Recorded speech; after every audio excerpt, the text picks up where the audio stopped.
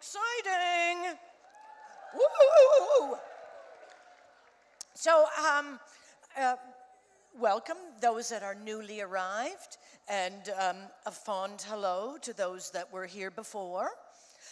We have another fantastic, or as I like to say, fantastisch, New Zealand actor, and he's going to come out now. He's been a guest before, and he was so lovely, he had to be invited back. So please put your hands together for the fantastic Dean O'Gorman.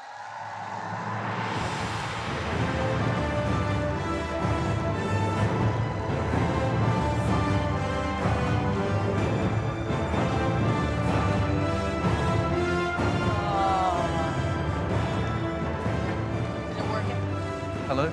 Yeah. Hi. Hi, everyone. Yeah, very nice. Thank you. They have a little banner that says "Justice for Philly." Justice very nice. for Philly. Thank you. They're very nice. Yes. Lovely.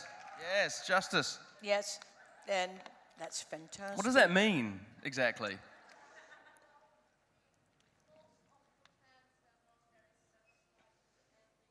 Oh yeah. Yeah, because you know. I agree. Thank you. Because when you guys, you die, it's hard to come back. it's hard to come back from the dead. Yeah, it's possible, but it'd be hard. It's easy with the fans. Never die. Never die with the fans. Yeah. Yeah. I liked it better in the book, how they died.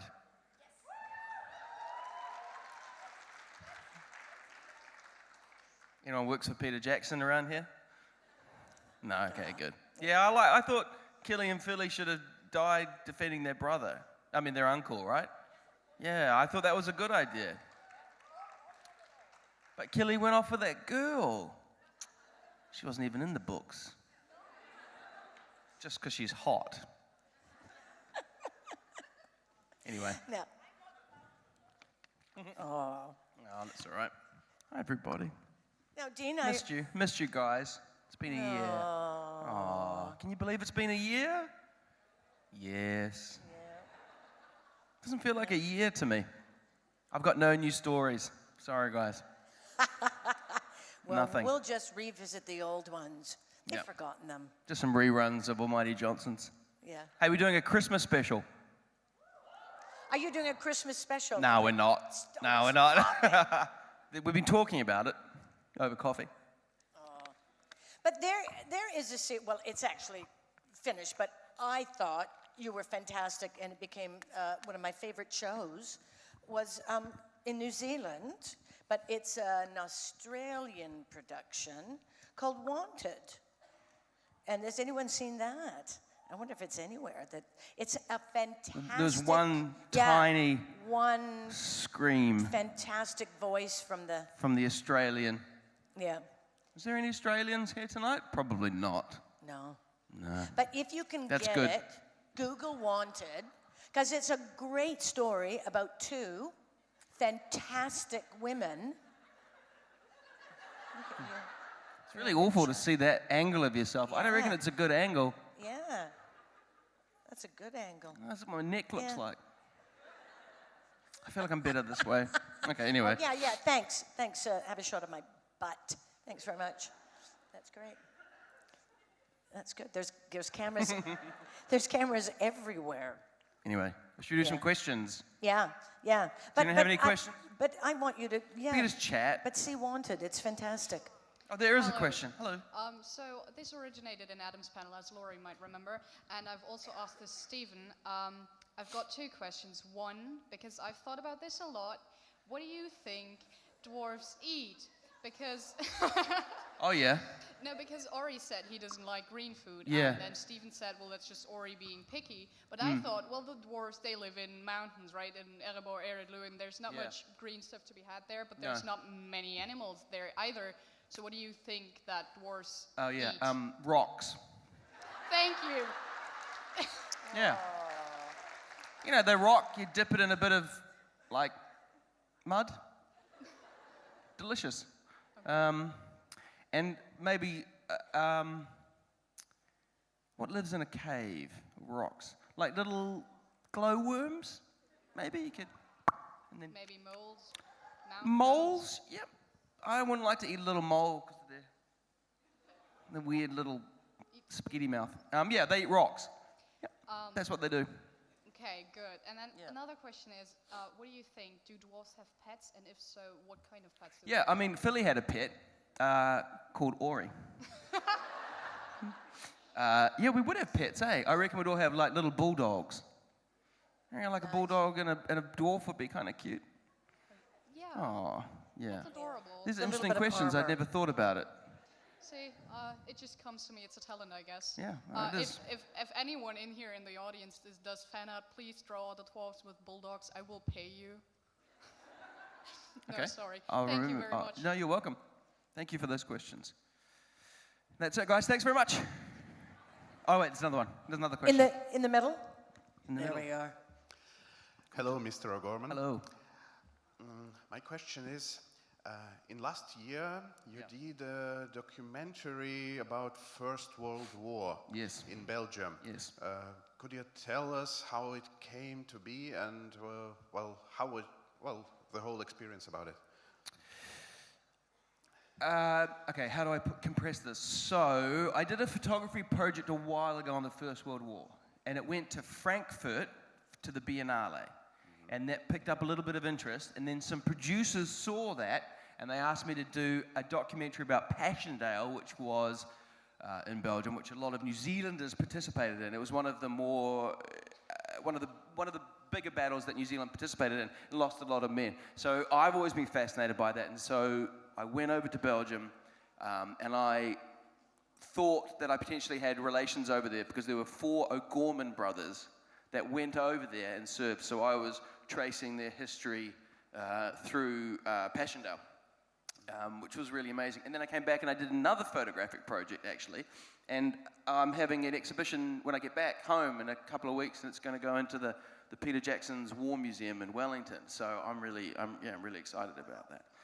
But the documentary itself was, it's just essentially me exploring that area and finding out what happened and getting an experience of actually being there, because I'd never been, and I always wanted to see what it was like.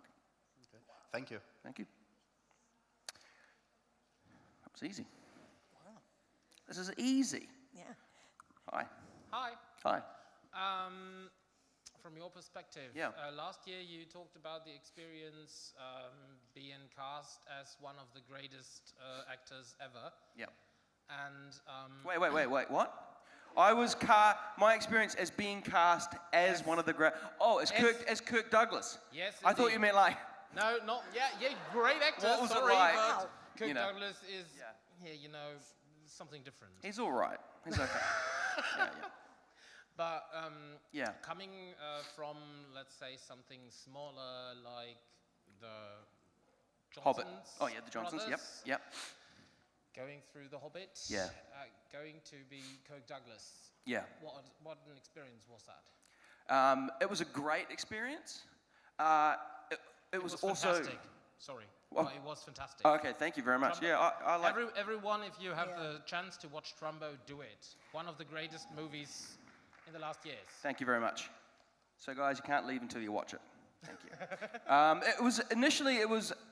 So when I found out that I was playing the role, molting. When I found out that I was playing the role, I was very excited. The first day was really terrifying. It was a really, really, really scary day for me because it was a group scene. It was like a room like this, and all the lead actors were there: John Goodman and Bryan Cranston and all the people, and everyone obviously wanted to know who's playing Kirk Douglas, because he's such a famous character, and they were like, who's that guy? And so the first day was really terrifying. But then once I got through the first day, it actually became like any other film in a way. And it was just a fantastic experience, and I got to work with these, like Helen Mirren and these people who are amazing actors, and they're just really lovely people, and the whole shoot was shot in New Orleans, so I had a really fun time. And I felt quite intimidated playing that role, but I don't know. I mean, I think being from New Zealand helped me because Americans know Kirk Douglas in a much more different way than a New Zealander does, So because I was a bit removed from the legacy of Kirk Douglas, I think it was easier for me to not realize what sort of shoes I was trying to fill. Did you have the chance to meet him? No, I emailed him. Okay, not the same. No, I did. I emailed him. I got his email via my manager, and then I sent off my email back through my manager to his manager to him, and then he wrote back to me. And I knew it was him because I'd been reading a book that he'd written, and I knew the name of his assistant. Because he always talks about, I can't remember what her name is. It's quite a hard name to pronounce. But anyway, it turned up in my inbox, and it was from Kirk Douglas. And he was like, "Dear Dean, blah, blah, blah, blah, blah." And then, regards, Kirk. And I was like, wow. Fuck yeah. I was like, that's awesome. Yeah. Just like being followed by Mark Hamill. Yeah. What? Yeah. Being followed? Ask Stephen about it. Did Stephen get followed by Mark Hamill? Yep. No. He On didn't. Twitter. Oh, on Twitter? Yeah. Oh, really? Yep. Huh. There you go. Wow. How do you check your followers on Twitter? I wonder if he's following me. He fucking better be. Could have a look. I had 2 more words than Bomber in that movie. Oh, that's interesting. You know who I found out as a big fan of The Hobbit? Led Zeppelin. Does anyone know who Led Zeppelin is? Led Zeppelin? Come on. Yeah, anyway, that is cool. That's great, yeah, thank you. Thank you. Yeah. Yeah. So yeah, I emailed him and he emailed me back and he was really nice. And he basically said, look, don't try to be me, kid. No one can be me. But, you know, good luck. Which I thought was good Kirk Douglas advice. Yeah. You printed it and put it on your wall. Yeah, actually, weirdly, we're the same star sign. Both born in December. And that's it. That's it. And apparently the looks. Well, yeah, apparently. I mean, I didn't ever think, no one ever said to me, Dean, you know who you look like. No one had ever said that. And then I got the role and a couple people went, oh, yeah. So, yeah. Thank you. Yeah, thank you. And I loved how you'd said that it was actually sort of comfortably like a New Zealand film because it wasn't a big kind of huge blockbuster. And then obviously it was a pretty tricky sort of material. And so it sort of, I mean, really, it's got to be told because he seemed like that Dalton Trumbo. Is that what it is? Dalton Trumbo. Yeah, that it was an amazing story. Yeah. But that the film, you almost felt it was like having a New Zealand film because the budgets were probably a little bit smaller. Well, it was. But the actors that were in it were all amazing, and they'd done it because they really felt it was a story needed to be told. I think they were doing it for free, to be honest. I mean, like, they probably weren't making a lot of money, but there's these movies in America that get made, and they're more popular of late, and they're called mid-range, mid-budget movies, and they're, you know, say 15 million for a movie, which is still, in New Zealand terms, that's about 15 New Zealand movies. Yeah. But in terms of America, that's a very low budget. And the reason they do that is because it's outside of a studio system, so they have more leeway with script and content. But like a lot of the actors will do it for a really, I imagine, much more reduced pay.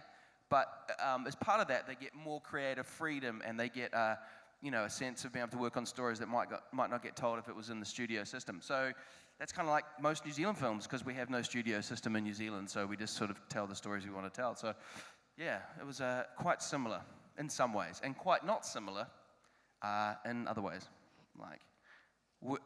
Getting to work with people that I've seen on TV a lot or on films a lot is really weird, because in the middle of the scene, you can forget that you're in the scene and you're just watching someone quite famous talking to you. And it's a weird experience. And you'd be like, oh, this is a cool movie. And then there'll be a pause and I think, I need to reply. You know, and then you say a line and then they start speaking to you. It's like, oh, Jesus, what's going on? It's a weird experience, but one that I would happily do again. Next. Up above, the lights up above. Hi. Hey. So I have 2 questions for you. Number 1 is, where's your fabulous man bun from last year at? Oh yeah, so the man bun had to go. Aw. Yeah, it had to go for 2 reasons. I think it was a sign of a midlife crisis. Yeah. I was like, you know what? I'm going to grow my hair. Because I have quite problematic hair. So I was going to get it cut before I came today, but I didn't get time before I left New Zealand. So I've got kind of this floofy. Actually, I saw on Instagram someone called me a floof bean. And actually, it's pretty accurate. So I've always had problems with the hair.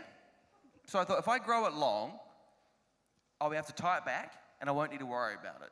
And I'll get to have long hair, and I hadn't had long hair since I did Young Hercules when I was like 22 or 23, you know? It's like, yeah. But what I realized is that long hair, like in a man bun on me now, was not as cool as when I was 22. And I did an audition, and I sent it overseas to, you know, through my manager and stuff. And I wrote an email back, and he was like, Dean, what the hair? What you? So I cut it. Yeah, I donated the hair to charity. Well, that's nice. Yeah, I didn't. What charity would want it? Give us your hair. Oh, we need your hair. I don't think there's any hair charities. There are charities A that charity. collect hair for wigs. So if you ever grow your hair long enough, go ahead and donate it. Yeah, People I might will. love it. I'll never grow it long again. Yeah, And obviously. my wife, she has never said anything about it. She's like, cool, you know what? Live your dream, Dean. Be you. You want long hair? Go for it. And when I cut it, she was like, thank God. Because what happens is, I don't know if anyone else has experienced this with long hair, but so some people get a cool, everything grows long, you tie it back. But me, I've got these little fluffy bits here that just go this way. And they're not long enough to tie back, so they just went out. That was bad, it was really bad. It aged me terribly. So I had to go, yeah. Sorry. Sorry to disappoint you guys. I'm sure you're all going to miss the man bun as much as I did. Probably not. So my second question actually is, since you're in big franchises like The Hobbit or so, Well, would like you The Hobbit, that was it basically. would you like to be in a big franchise like Marvel or DC, which are very popular at the moment? Sure. Yep. Okay, great. Yeah, Do you have sure. a specific character you would Maybe. like to be? Oh, God, this question. Okay, I don't know a lot about Marvel and DC Comics. Oh, okay. Okay, cool. I wasn't sure how that was going to go down. Yeah, I like Batman as a kid, and I'm enjoying, I enjoy Batman, watching Batman. I watched the last Thor, the Ragnarok, because my friend, he's a Kiwi guy, he directed that, and I wanted to see what my friend was doing with a massive multi-million-dollar movie. But I don't really know much about it. So when people say, which character do you want to be? I'd be like a cool one. So, sure. Would It's you quite be- hard to say no to that. I mean, there has been a lot of superhero movies, though. I think, like, how much longer can we make superhero movies? I think a long time. Yeah, sorry, not to rain Would you on anyone's be parade. evil? Would you be evil or good? I'd be evil, I think. Hell yeah. Everyone's Yeah, I don't think I'd be good, because I think the good guys got all the pressure. You've got to work out way more than I want to. You got to be like, you got to look like Chris Hemsworth, really. Although Paul Rudd he was a hero, wasn't he? Played Adam, the Ant guy, Mr. Ant, Captain Ant. Ant-Man. No, I know what his name is. Ant-Man. Sure. Sure. If Warner Brothers said, "Hey Dean, look, do you want to be in our franchise?" I'd be like, "Okay, that's fine. I'll do it." Yeah. Thank you. Thank If you. I have to, If I have to. yeah. But Over I've got there. a little Lego figure of me, and that for me was, I think we all got given it at the end of The Hobbit. Everyone got given the Lego version of their character. And I think for everybody, that was the most exciting moment. Because to see yourself as a Lego figure, that's cool. I grew up playing with like the little pirate in space Lego. And so then I had a little me Lego. And it's like, I'm really proud of it. Like, it's on the shelf, and I'm like, oh, come on in, guys. You want a coffee? I just put the coffee cup by just a little Lego figure of me. It's actually smaller, too, than normal Lego figures. Did you know they made the Lego they're dwarves tiny. slightly smaller? Yeah, they're really tiny. Really tiny? Yeah. I mean, they're fucking tiny anyway. Dwarfs, There's they're like this. dwarf-sized. Yeah, they're like dwarf sized. Yeah. Anyway, I guess that makes sense, doesn't it? Sorry, rambling on. Was it a good likeness? It looked exactly like me. Yep, Wow. same kind of hands. Yeah, just more square.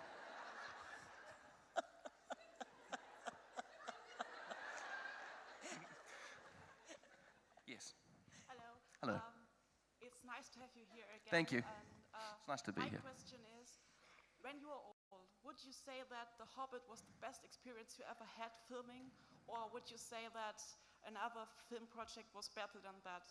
I just want to ask that because the best experience for me is coming back to Bonn every year because I met my best friends and my second family here. Oh, wow. And yeah, so I was wondering if you feel the same for the Hobbit crew or everyone else.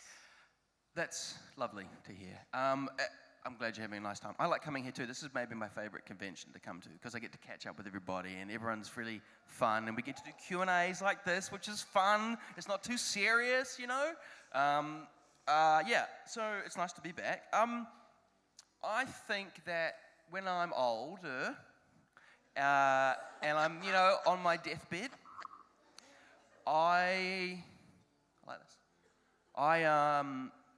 Regardless of whatever job I do after this, even if you do some other big movies and stuff, you know, like Adam did Pirates, I think that The Hobbit will always be a very special memory because no job really, very few jobs are like that. Even the big jobs are not really like The Hobbit. The Hobbit was very special and unique in its own way. And I really made some really, really good friends. Like me and Adam and Graham and Stephen and those guys, we were genuinely really close.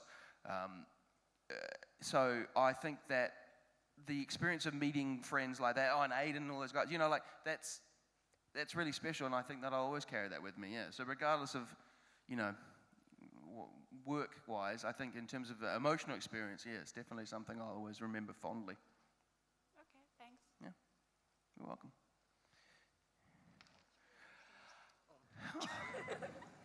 Ta-da! Oh my god, I'm so small. Oh, you got to adjust them. Oh, look, I know the feeling. Just pull it down a bit. You can just pull it, yeah. Yeah. There we are. I just want to say that I'm the floof bean person from Instagram, by the way. Wait, you just want to say what? I'm the floof bean person on Instagram that calls you a floof bean. Was that you? Yes. You said, look at this little floof bean. Yes. And I said to Sarah, I was like, Sarah, do you think floof bean is actually quite a good description of me? And she was like, yeah, pretty much. You're kind of floofy. Yeah. So thank you for that. You're welcome. I appreciate it. But I just want to say I worked on my stutter for the last year because last year I couldn't speak properly to ask you a question. Holy shit, well, you're doing really good. Yeah, so I wanted to speak to you and ask a question. That's great. You're speaking better than I do. Congratulations. That's really good. Thank you. And this question's on behalf of like my friend who done my Feely tattoo. And, like, You got a Kiwi tattoo? Feely tattoo. It's Oh my God. Yeah. Yes. And he asked me. That is the kind of commitment, guys, that I want to see. And I've Right? got Feely's name on my ring finger. Yes. This is good. You need to get the sword on your back. But his question is, what is your favorite pizza? Because I didn't know that, and I'm supposed to be your biggest fan. So. What's my favorite pizza? Yeah. That's what he wants to know. You mean like pizza? Yeah. Just one that's nice, like a nice one that you can get along with. Yeah. Yeah, just like your friendly, like, you know what I like? The classic cheese pizza. Yay. Just the tomato base, a bit of cheese. That's it. He would call you basic. 'cause Just, he yeah, calls I'm me pretty basic. simple. I'm a simple man with simple needs. Yeah. You know? It has to be thin base, Yeah. crusty. The fat base, that's not pizza. That's a freaking cake. Yeah. So it has to be thin, and you have to be able to fold it. You know? You get that, and you fold it and eat that way. That's pretty good. Yeah. Just cheese, yeah. I mean, Hawaiian's okay. I know it's quite controversial to put pineapple on it. Who oohed? And if you like it, you like it. I mean, give the pizza a chance. Yeah, it's a bit weird, but I quite like the little bit of pineapple in it. But a nice cheese pizza. Yeah. Yeah. There you go. But you know what? There's no way that you said that you were my biggest fan, which I appreciate. But there's no way you would have known that, right? Because I don't really talk about pizza. Yeah. But he accused me of not being your biggest fan because I didn't know that. Yeah. Okay, that's fair. All right. Thank you, and thank you. Well done. I mean, Yeah. that was Thank great. you. Well done. Any other questions while you're there? Okay. There we. Hello. Hi. I've got a question that came to me in the morning when I put on my makeup. That's when I get my best questions too. Obviously. You just mentioned your wife, and Yeah. I think she's a makeup artist. She and is. I thought, this is a family thing. So what are the chances you could just bring her along one day and she could give a workshop on... She really could. like- Yeah, you she'd should make you totally guys, bring her, include her to the family. chuck her in the luggage. Nah. Yeah, I just sneak that past Dirk. Can't come Yeah, without I Sarah. think you should Sorry, buddy. totally do this. I think she would love it here. And so what are the chances? Maybe you should talk to Dirk about it. Yeah, well, Dirk, you listening? Yeah. It's been requested. Yeah, that would be great. Yeah, she does makeup all the time. She did some makeup on The Hobbit. Yeah. Because I saw some pictures on Instagram where you tagged her and said she did it and looked amazing. So I thought Yeah, we this work would be together a lot at perfect the place. moment. It's fun. Yeah. Okay. Maybe. I like your costume. Thank you. And that's what I tried. I think she could do a much more better job. So No, it looks pretty good. would be Looks pretty great good. too. Oh, thank you. Maybe so she just- bring her along next year, maybe. Sure, if you got it. return. Absolutely. Great. Thank you. Wow, that's good. File that away. I think Sarah was going to be in The Hobbit as an elf because she's quite tall, but she was actually too tall because Evangeline's not that tall. So they wanted people that weren't too much taller than Evangeline. So Evangeline looked taller. Interesting, eh? That's the kind of behind-scenes gossip you get with me. Anyway. And it's back to Rock Woman. It's back to Oh, me, yeah. yeah. I'm actually a guy, but no matter. No, it's a normal question, I promise. A real normal question. Okay. As normal as it can get. As we know, well, obviously, Thorin, Fili, Kili all died. And Sit if- down. It's not that your question's boring. It's just, Yeah, no, it's a I long understand. flight. It was like 30 hours and I'm getting on, so. I understand. Yeah. No, but if Thorin, Fili, and Kili had survived, usually Fili would be next in line to be king, but if Thorin Yeah. was alive, so he would stay king. So Yeah, what do you yeah. think Fili would have done instead of being king if all of them had been, if all of them had survived the Battle of the Five Armies? Would he have been like a normal warrior or something else? Oh, you mean like if Thorin was the king? Yeah, if Thorin was the king, obviously. You mean like the movie? Yeah, Isn't that what happened in the movie though? He just was like. obviously they all not survived. king? No, but like generally, what would you think Fili would do other than being king or a warrior? Oh, like would he? Well, I think he could be more. He'd get back into his hobbies. You know, because I think that journey was good and he learned a lot of stuff from it, but it took a lot of time out. Like when does Fili have time for himself? That's You a know? good question. Like those braids and stuff, that takes time. And really, the whole journey, they just got really messed up and knotty and smelly. You know, moustaches really collect things. So I think he'd just have a bit. I think he'd have a bit of Fili time, you know, and go back, maybe modelling. Back, you know, Yeah. Kili and Fili get back into the pottery. Maybe some whittling. I mean, I Yeah, can whittle. see it, yeah. Yeah, that's what he'd do. Okay, Yeah. thank you very much. Thank you. You're welcome.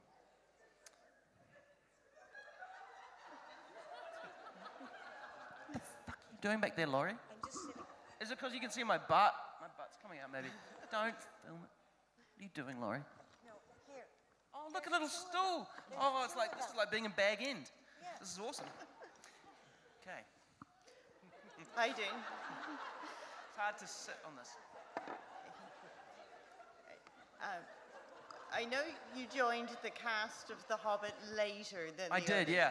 So I was Yep. just wondering, was it very difficult, both professionally to join in when you'd missed the boot camp and that, and personally to join an established group? Yeah. and fit in? Yeah, they were just assholes. No, they were really nice. Yeah.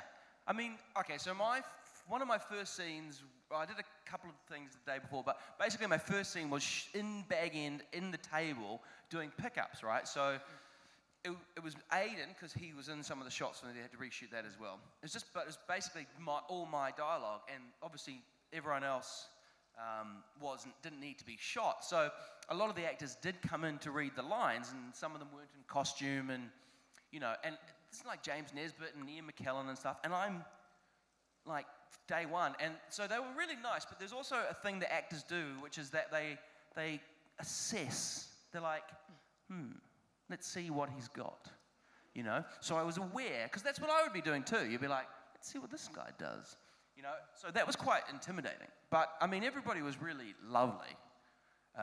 And then after about 2-3 weeks, we all just sort of meshed in and bonded. The thing about Hobbit is we worked such long hours and we did such kind of crazy days that we were sort of thrown into this thing together. And so we sort of bonded all I bonded with them quite quickly. I think James Nesbitt didn't like me to start with. I mean, I won him over because, you know. But he, I think I didn't say, he said hi to me because Jimmy's very confident and very like, oh yeah, how are you? Good to see you, you know, blah. And I was kind of just quite intimidated about the whole thing. So I was like, and he sort of mistook my shyness for like sort of a standoffishness. But I mean, obviously when we became friends, he told me that. And I was like, why didn't you tell me that earlier? But no, we all got along really, really, really well. We all got, it was kind of amazing. I don't know how that happened, but we did. We just became like a bunch of brothers. Okay, thank you. Thank you. Hello again. Hello again. Here we go. Yeah, my question is, one of your colleagues from the almighty Johnsons, actually one of the Johnson family, Team Balm, has a crime show in New Zealand, the Brokenwood Mysteries. He does, yeah. And which is starring obviously Fern Sutherland, the beautiful Dawn. Yep, Dawn. And my question is, well, I have a feeling that half the cast of Johnsons? of the Johnsons were already guest starring in the Brokenwood Mysteries, and how comes you weren't? Yeah, that's a really good point. Because your brother were. And I need to have a chat to Tim about this. I mean, New Zealand, there's 7 actors, right? So you go through them quite quickly. Actually, that's funny. I did speak to Tim about a month ago, and they're writing me a character, I think. So I think I will be in it. Oh, cool. Yeah, so there you go. I don't know what. We'll see. I hope you won't get killed. I mean, I probably will. I've been dying a lot lately. I died in The Hobbit, and I did another job, and I got my throat cut. Yeah. I don't know what it is. Maybe people just want to kill me. But a lot of people die in Brokenwood. What's that? A lot of people die. Yeah. A lot of people die in that. It's called Brokenwood. It's a really good show, though. Yeah. Thanks. Yes. Maybe I'll be in there. Who knows? Well, we're looking forward to it. Thank you very much. Thanks. Bye. It's comfy on this little stool. I know you. You were dressed as an elf on the Air New Zealand flight videos. Yes. Wow, that is lateral thinking. It was easy to pack. That's awesome. You know, I did an Air New Zealand video. You did? And I did 3. And some people, a friend of mine had to fly Auckland to Wellington almost every day to, commute for work. And he said he hated me by the end of the first week because he was so sick of my little face popping up on the screen every time he flew, which was twice a day. So thank you for indulging me. That's nice. My question is about the Feely-Thorin relationship. Yeah. Because there were some promo shots where we saw some Thorin and Feely, but then it never made it into either the film or the extended edition. So was there any... What was it? What was the shot? Well, there's that one where Thorin and Feely are behind a rock. Oh, yeah. And you're looking at him like you're trying to understand what he's about to tell Oh, we're having a cigarette. Is that what it is? Yeah. Not a pipe? Yeah. No, that was just a small scene. And I remember it because it wasn't in the script. And Peter came up to us one morning with a little bit of paper, and he gave one to me, and he gave one to Richard, and it was just handwritten what the lines were. And he was like, let's do a lines run. And I was like, okay. And I was like, what? Did the lines. And it was basically me going, what's happening? And he was like, I think we should do this. And I'm like, hey, that's crazy. And he's like, no, we're going to do it anyway. I was like, all right, okay, let's do it, Uncle. And that was it. Oh. I quite liked the scene, actually. But it didn't make it. Sorry. It was a promo picture. Yeah. I think they liked how we look on the rock. It's quite a cool photo, I thought. But yeah, no, we I don't know how they... There was lots of different things. Like I remember, in the audition, there was a scene with our death, and it was all about me, going, no, Kelly, no, but that gets changed. Lots of things got changed and moved around, and there was a scene before me and I think it kind of got put back a little bit, but originally there was a scene where me and Aidan were about to go do battle, and I'm like, you can't go fighting on that leg, and he's like, I'll be fine, and I call him like an idiot, and we sort of laugh, and we had this joke, and then we go out, little moments like that unfortunately didn't end up getting put in there. I liked them, but they didn't quite make it, yeah. Thank you. Thank you. Did you get lots of little handwritten? That was our script, yeah. That's fantastic. Little handwritten things.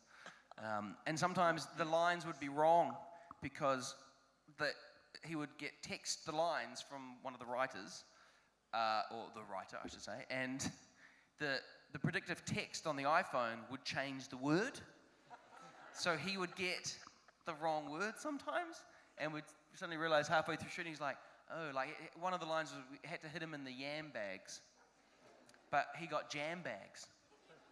So we were talking about jam bags, and then we sat down at lunch, and Philippa, the writer's like, how did the thing with the yam bags go? And we were like, the what bags? I was like, do you mean the jam bags? And she was like, oh my God, no. So yeah, predictive text was the downfall sometimes. But yeah, because they just change things around to suit the moment, because it's a very fluid process, lots of things are happening. So yeah, a lot of times the script would be a last minute change. Well, not all the time, but sometimes there would be. And they would just be sort of written out and given to us, which I liked. It was how the Hobbits probably did it back in the day. They didn't have iPhones. Hobbity phones. Yeah. And did you have to reshoot and change it? No, we just jam, yam. It wasn't a big thing. We just, Right. We made do. Fixed it in post. No, we fixed it in post. Yes. My question is, what's your favorite food from Germany? Oh, shit. Let me think. Well,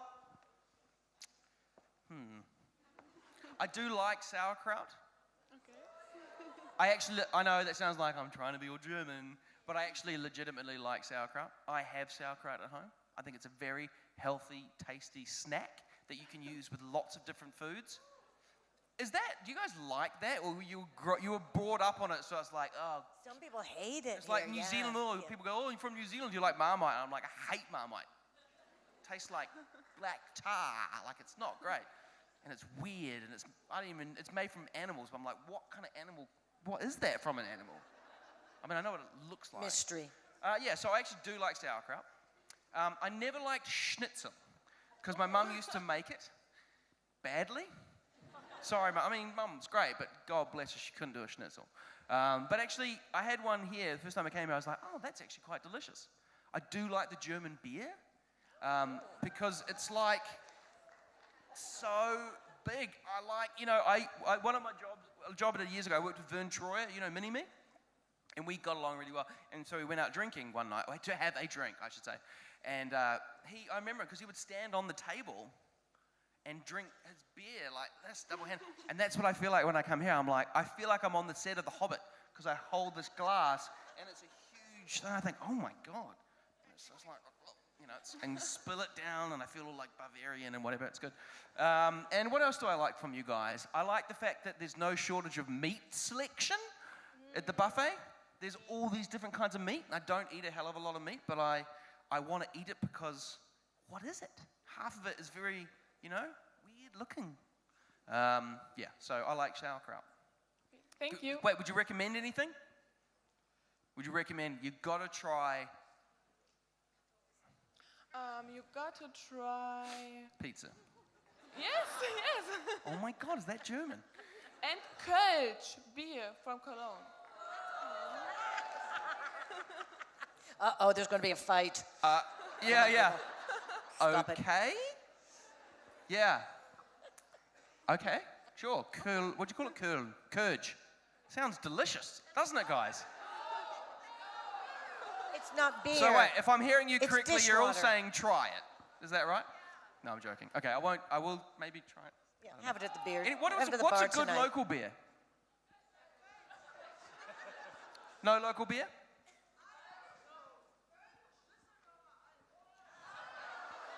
I didn't get that. But you guys all laughed, so I was like, oh, Düsseldorf, and awesome. Yeah, that's great. That's a good one. I won't be drying that. What did that, why is that funny? Oh. Wow, there's Come so much on, it's controversy. Magic I Con. didn't realize beer was such a hot topic. Yeah, leave your beer Man, it's beer dilemmas at the door. What a real hot button issue.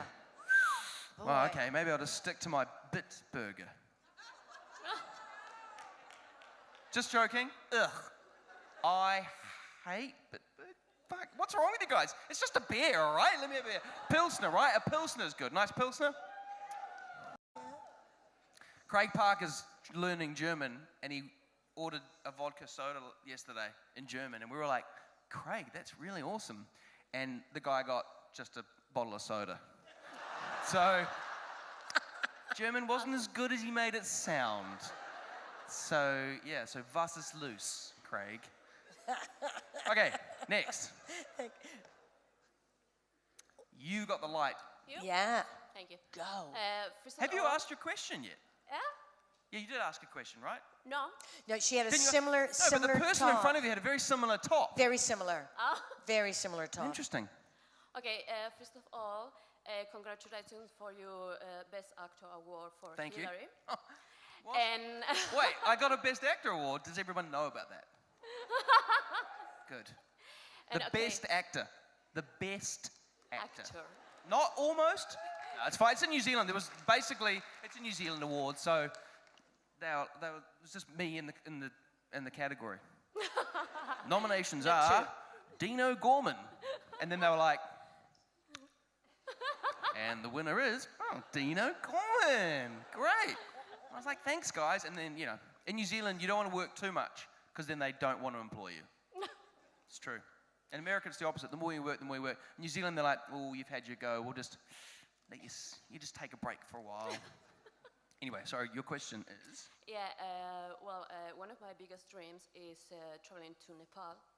Since you were lucky to be there to film Hillary, yes. I would like to know your impression about the country, the people, the young Buddhist monks, Yeah. or everything special Yeah. that caught your attention. About Kathmandu, not like Nepal. Okay. Wow, there's a lot to say. Okay, in a brief nutshell, I loved it. It's very high up, so it's quite hard to breathe for a while sometimes. But it's really amazing. And what's really amazing is when you get there, there's telephone poles and wires, right? Which doesn't sound amazing, except that whenever something goes wrong, they replace the wire with a new one, right? Which again sounds obvious, except they don't remove the old wire. So what happens is they just start getting more and more and more and more and more. They look like spider webs. I'm not kidding. There's just cords. It's like that on the thing, but just hanging everywhere. And it's completely safe, but as a tourist, you feel like, because you're walking past all these dangling wires, from a telephone pole. So that was terrifying. But I loved it. We flew up to Phar Phlu, which is 12,000 feet or 11,000 feet. And then we walked up to a monastery, and we were all in our, Canada Goose jackets and stuff. And the kids were monks, this monastery there, and they just bare feet in a little robe, running around. I could barely, we were like, because it's such thin oxygen, but these kids were just running around, having a great time. I'm a bit of a nervous flyer, actually, and we had to fly in a tiny plane to Phar Phlu, right? I don't know if you guys have flown to Phar Phlu, but because it's mountains, you get kind of an updraft, so it's not the greatest for nervous flyers. And the guy was filling the plane on the tarmac, and we were sort of like here, and I'm not kidding. He was doing this.